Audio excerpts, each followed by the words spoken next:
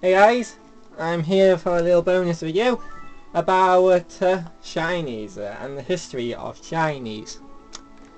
So, what shiny is? Well, I hope you know what shinies are. So a shiny, if you don't know, is basically a rare alternate colour to the Pokemon that you know, to regular Pokemon. So let's talk about their history. In Generation 1, shinies did not exist, and it was impossible to find a shiny. But you know what they had instead of shinies in Generation 1? In Pokemon Colosseum, depending on what you nicknamed your Pokemon, that Pokemon will then have a different colour palette depending on what you nicknamed it. And your opponents will sometimes have nicknamed Pokemon. Will have nicknamed Pokemon. So you will also see the colour palette swap for that nickname as well. Also they had the announce guy, which I love.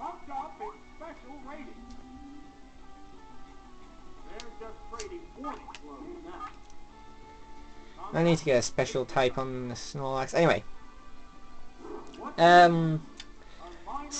Shinies were implemented in Generation 2.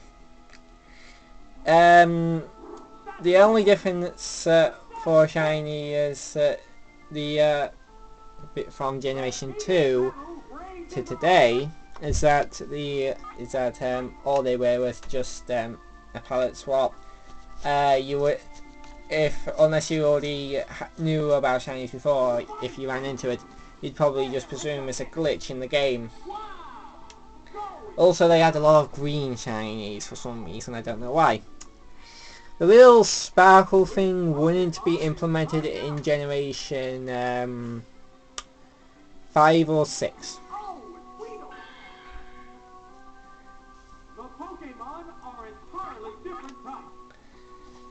But yeah, not too much to say, but yeah, it's pretty cool to think that there was a point in time where there was never any shinies. But you could have your own, your Pokemon could still have different colours depending on what you nicknamed it. One still raring to go, but the opponent appears beat.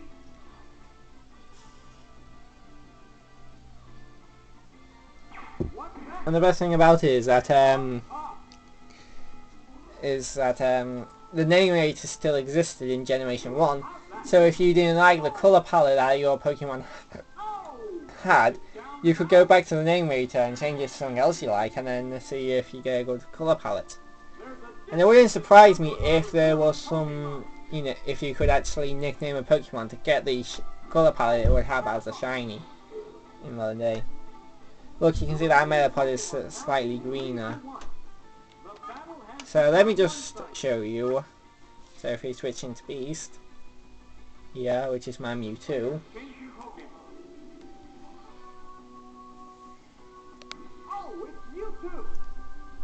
He has a black tail because of the nickname I gave him. How will the squad Pokemon fight?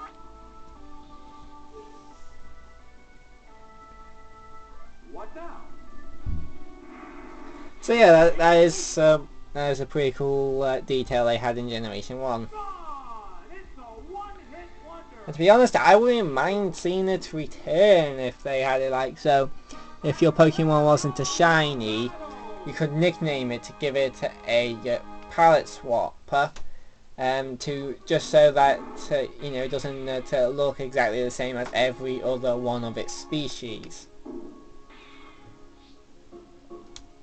Another thing I want to talk about right now is despite Generation 1 as a whole being not much harder than later on, well, not even as hard. It's not as hard as Generation 4, but it's not exactly a cakewalk.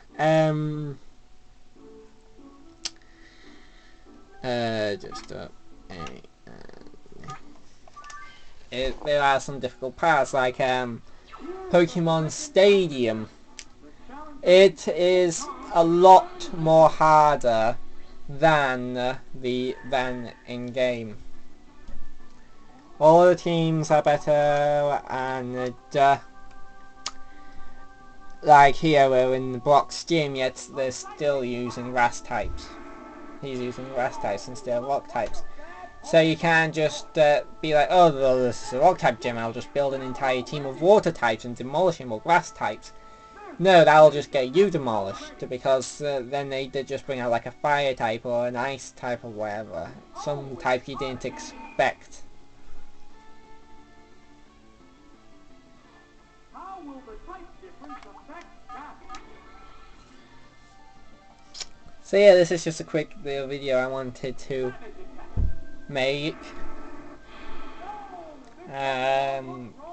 about shinies and the history of shinies. So I'll see you guys in the next video. Bye!